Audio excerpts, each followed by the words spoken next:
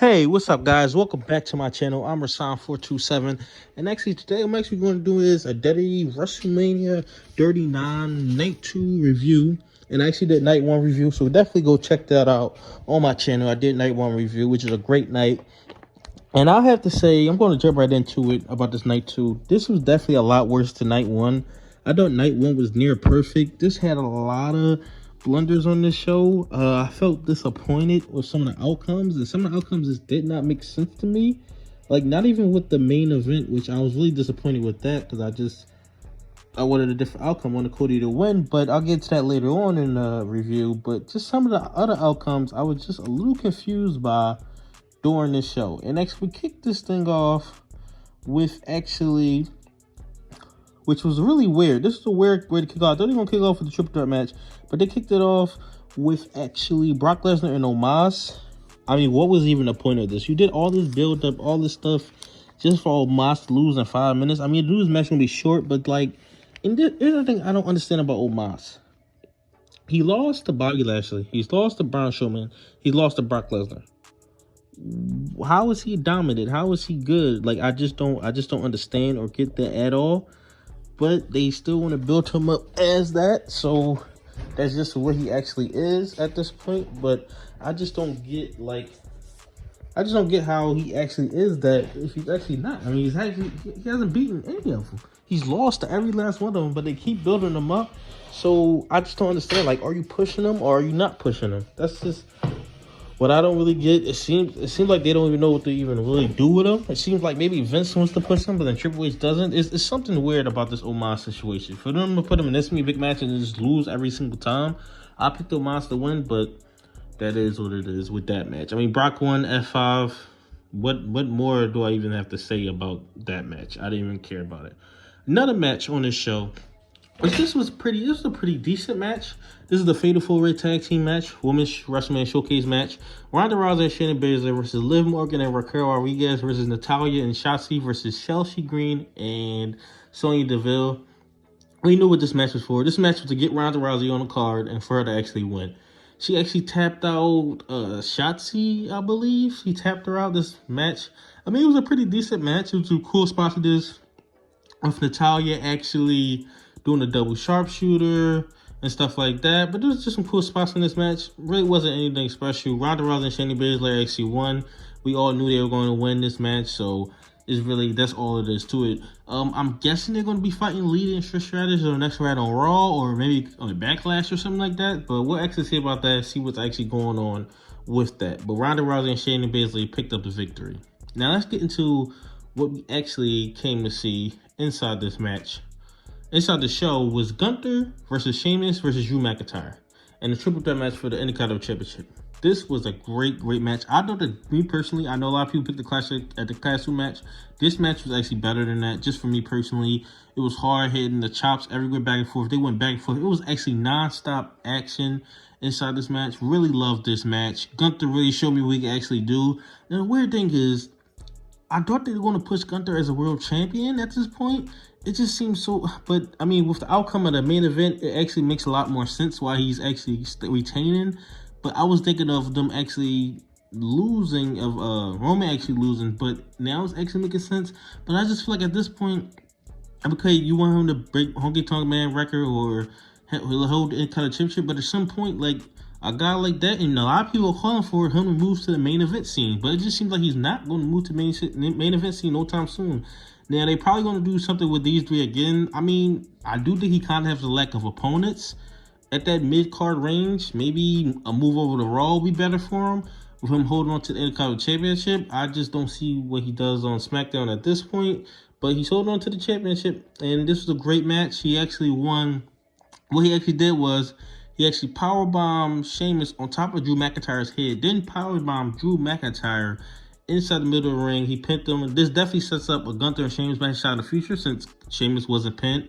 He could easily say that. Or maybe another triple threat match at Backlash. This definitely sets it up as our future. But I just saw today we're going to move Gunther to the main event scene. But there is no main event scene on. No, it actually does make sense, because he is a top champion on SmackDown, because there is no champion on SmackDown and Raw. So Austin Theory and him are the top champions right now. So it actually makes a lot more sense now that I'm thinking about it, since there is no champion on SmackDown. and stuff like that. But yeah, great match. This was a match that was worthy of WrestleMania. This was actually picked up because those first two matches, it seemed like they put the worst two matches on first and second one. Get into the fourth match, Bianca Belair versus Asuka. Another great match. I wasn't surprised by the outcome. Like I said, I think I said in my prediction video, I'm not going to be surprised if Bianca Belair won. I just feel like Asuka needed one because it could have catapulted her to a higher level. But this is for the WWE Raw Women's Championship. Both of these had great entrances. They kind of did the John Cena thing with WrestleMania 25 with Asuka. Bianca Belair had a bunch of little girls coming out dancing, so that was really cool as well. But yeah, this was a great match right here. They went back and forth. Was it better than Rhea Ripley and Charlotte Flair? I would say no. I don't think that it was better. Me personally, I don't think that it was actually better than Charlotte Flair and Rhea Ripley. I think that was an absolutely fantastic match. I will actually pick this over Bianca Belair's match at last year's Mania, but not the one which she had with Sasha Banks, or not even the SummerSlam match she had with Becky Lynch, but definitely over the last year's Mania, I'll pick this match over that. But Asuka definitely got the spotlight. Hopefully they can keep pushing her inside the main event and keep her at that certain level. I thought this could catapult her, but just keep her at that certain level because Asuka should always be. She's that great and that good inside the ring. She's that great of a character. I absolutely love Asuka, and just hopefully they can keep her out there. But Bianca Belair, what does she do at this point? Because she's still the Raw Women's Champion. What I was thinking, her drop the title and then move to SmackDown, because SmackDown division is terrible. But she's staying on Raw, so she has some opponents, especially since they keep switching Raw and SmackDown back and forth. Or I guess Charlotte can move to Raw, and they could do it that way. I was thinking Bianca moves to SmackDown, but Rhea is moving over to SmackDown, so you can't do Bianca and Rhea Ripley inside the future. I mean, you could for title, or you could do it inside the future, but they're probably not gonna do that. So they're splitting up. So yeah, Bianca Belair, who did she fight? She pretty much fought all the roster, but they definitely can figure something out, especially with a draft coming up. Definitely got to make some new changes with that draft actually coming up and stuff. But Bianca Belair retains. Won't she actually lose the championship? That'll be up in the air. SummerSlam, she might hold it until next year's Mania, which I think is great that they actually having these long title reigns. I think that is a great thing. But was it her time to actually lose the title? No. I mean, we just have to see what they do with her inside the future. I don't think the fans will turn on her like some people are actually thinking. I do not believe that. But we'll just have to see what's coming inside the future. But it was a great match featuring Bianca Belair and Asuka. And absolutely love that match right there. Definitely the second best women's match on the entire weekend. Next match, this was weird. Shane McMahon versus The Miz. So The Miz and Snoop Dogg come out, basically do the same thing from last night with Snoop Dogg setting up a match. Then Shane McMahon got injured. And at first I thought, I was like, maybe this is like a story between it and, you know, he was going to fix the injury, then roll up the Miz. Then I'm thinking like, wait a minute. This is actually real. The way they took him out the ring and stuff, I was like, nah, this is not a work. This is actually real. Now, I don't know how hard he trained for this and stuff like that. It was always supposed to be a 2-minute match, but maybe he just didn't train enough. But for you to get injured, like, he got injured in like 10 seconds. So that's very, very interesting between that. But Snoop Dogg defeated The Miz. They did an impromptu match. They basically went right and did it. Snoop Dogg did it. He actually beat The Miz. So it's just a filler in between the main event matches. This match was kind of disappointing. And with the time length for this match, I thought it was going to be longer. And I don't know why it wasn't longer, because, like, WrestleMania ended kind of a little bit earlier.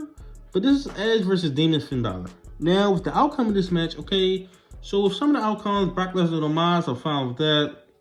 Ray and Dominic, I'm fine with that. Even though I thought that Ray should have put over Dominic, but I'm fine with all that. But with this outcome, I'm just like, why have Edge beat him?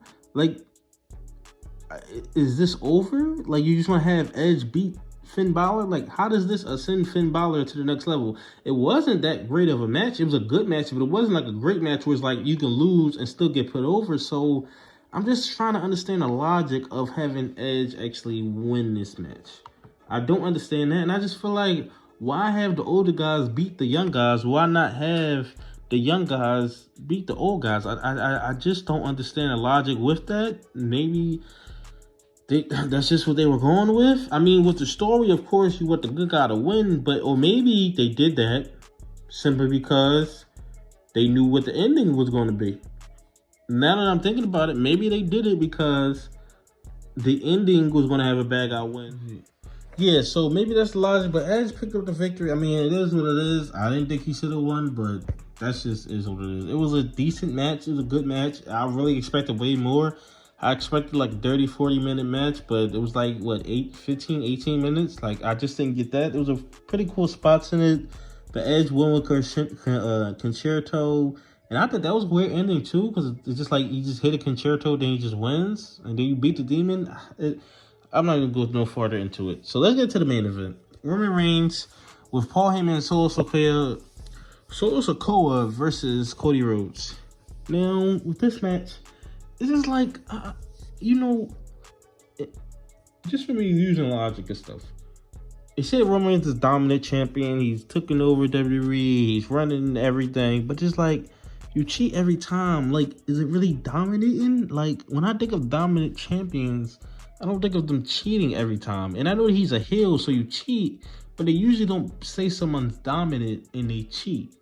That's what's weird about this title reign with Roman Reigns. That's something that I just think about. I was like, they don't usually say that when they cheat and stuff. But let's get into this match. Hot spots in this match: Usos and Kevin Owens and Sami Zayn coming out, building up to it, fighting. Solo Sikoa gets thrown out and stuff. And I just don't understand why you do all this just for Solo Sikoa to come out. I just don't understand why you do all this just for Roman Reigns to win. Like, with the way they built up to it in this match, it just seemed like Cody, like, everything that he did in this match lined up for Cody to win. So why do all... I understand you want to suspend the disbelief and have everybody thinking Cody's going to win, but you do all this inside of the match. You have Cody Rhodes come out, give the belt out to a kid, he hugging his kids. So it's like you do all this stuff, and then you have Cody Rhodes lose. Like, it's just kind of a little weird, because usually, like, when they have someone lose, they usually don't build it up this much. I mean, it was a great match. I will say it's a great match, but that's the only thing. And, I personally felt that Cody should have won. I just don't understand. Like, I guess they just went 1,000 days, but then it's just like, you're going to wait till SummerSlam, or you're going to wait till next year's Mania? Because it's just like, WrestleMania is the biggest event, and you're going to have his title reign lose that SummerSlam. Then do people really want to see a Cody Rhodes Roman Reigns rematch? That's up in the air. Will people still care about Cody Rhodes up until SummerSlam? I think that's a huge thing.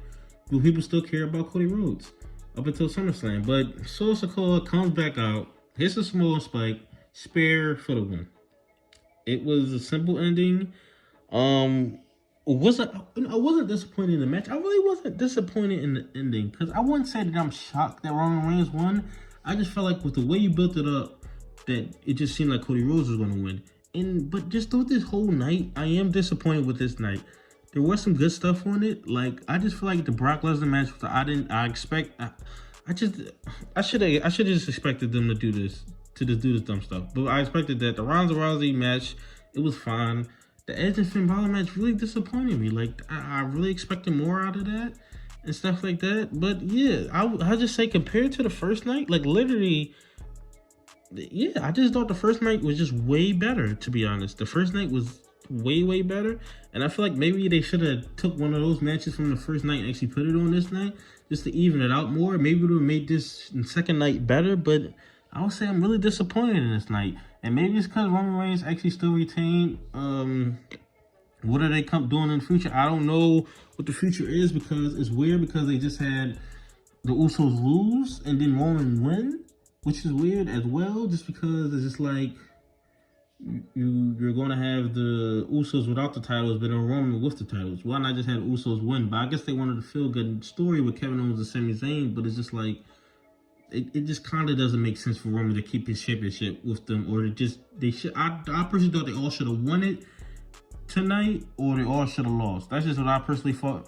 But tell me your thoughts on this night, WrestleMania Night 1, WrestleMania Night 2. WrestleMania Night 1, I thought was fantastic. WrestleMania Night 2, I'll say overall, I mean, it was decent to good. It was decent. It was still a good show. I would not say it's bad, but I just felt like they could have done way more, especially with the last two matches. I felt like they could have done way more.